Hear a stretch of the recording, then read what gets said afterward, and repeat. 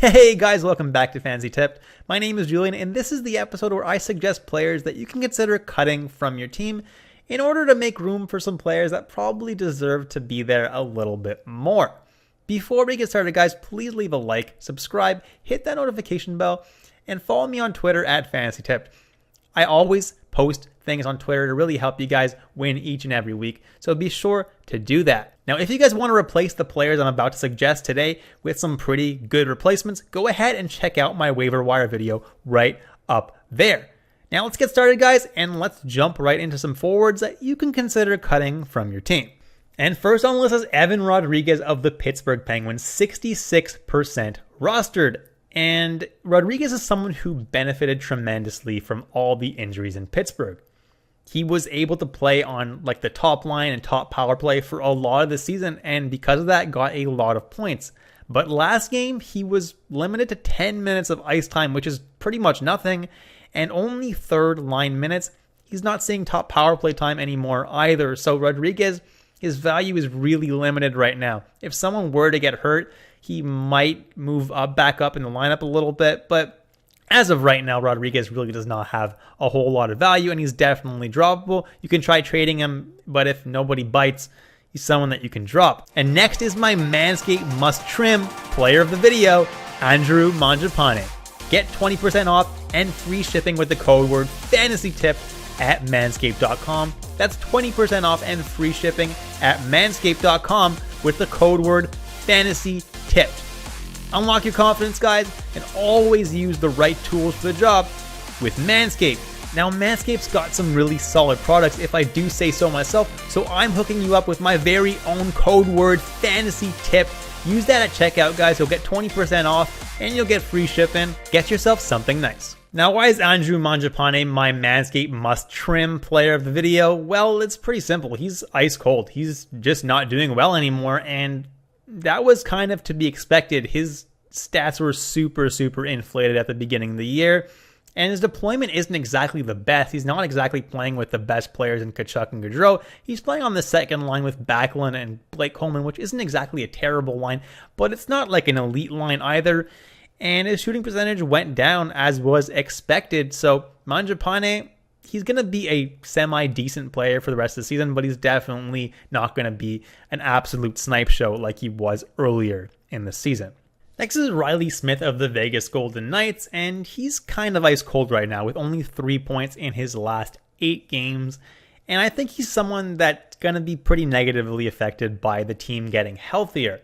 I think once Eichel and Pacioretty, who's supposed to join the team this week, come back, Riley Smith's minutes will be down a little bit, his power play time will be down a little bit, and he'll revert to the kind of player he was last year, which was rosterable in deeper leagues, but definitely not 56% rostered. He'll get a point every couple of games, but he's not going to be as amazing as he was earlier in the season going forward. Then I have Ryan Getzlaf of the Anaheim Ducks, 36% rostered. And don't get me wrong, Getzlaf's having an awesome year, but lately, he's been kind of lackluster ever since coming back from that injury. He's still getting top line and top power play time, so by no means is he a must drop, but those peripherals aren't really there. And if he's not putting up a point, he's not doing that much for you. So I'm not saying you have to drop Ryan Getzlaf, but if you're in a league where there's a couple of guys out there that are some pretty solid additions, I might consider dropping Ryan Getzlaf for them. Then I have Alex Kerfoot of the Toronto Maple Leafs, 24% rostered. And he's still playing with Tavares on that second line in Toronto, and he had been doing pretty well. The thing is, the Leafs have a really bad schedule, right? Next week, they only play twice, so Kerfoot, while he makes for a semi-decent addition to your team in a deep league, he's not going to be playing that many games, and therefore, it's probably worth looking elsewhere for a guy to replace him on your team. Then I have Barclay Goodrow of the New York Rangers, 17% rostered, and he's on the third line in New York, which is not that good of a line with Lafreniere.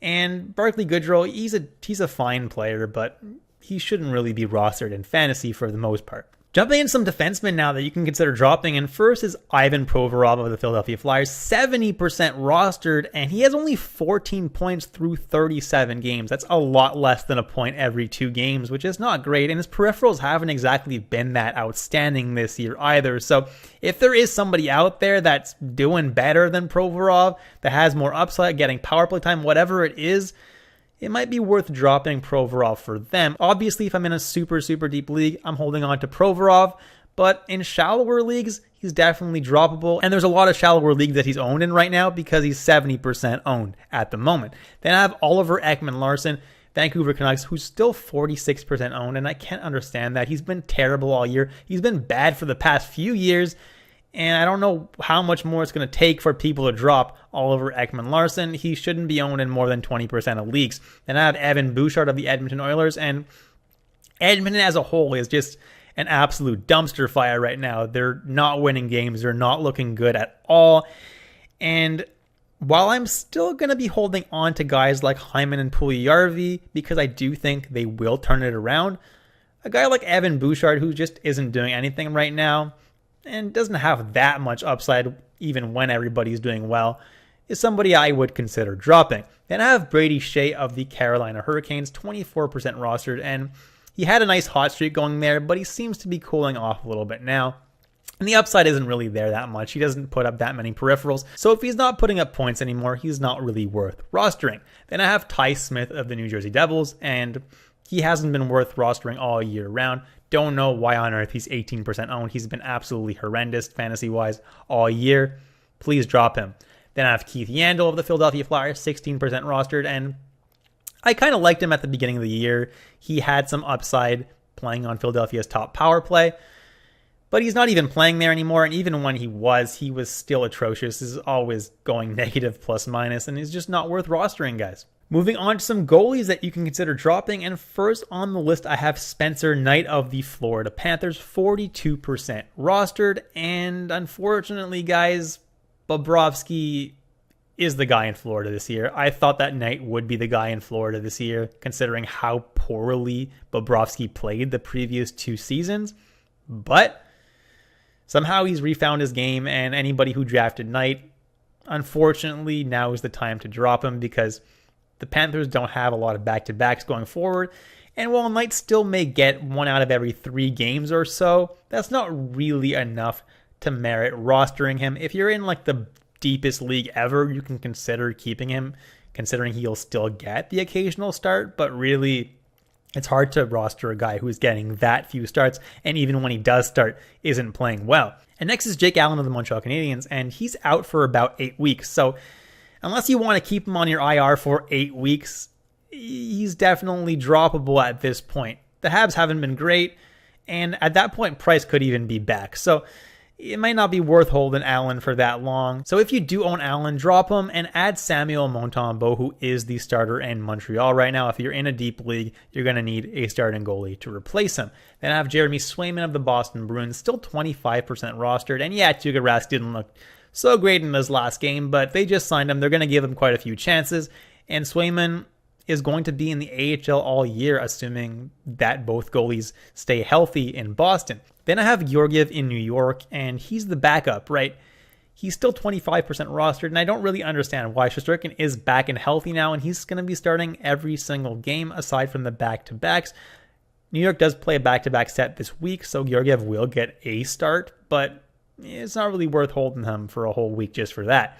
Then I have Anthony Stolarz of the Anaheim Ducks, 16% roster, and Gibson's back and has looked pretty solid, so you can go ahead and drop Stolarz. And that's it, guys. Thank you so much for watching all the way through. Please leave a like, subscribe, hit that notification bell. I hope you guys enjoyed the content today, and I'll catch you in the next episode of Fantasy Tipped.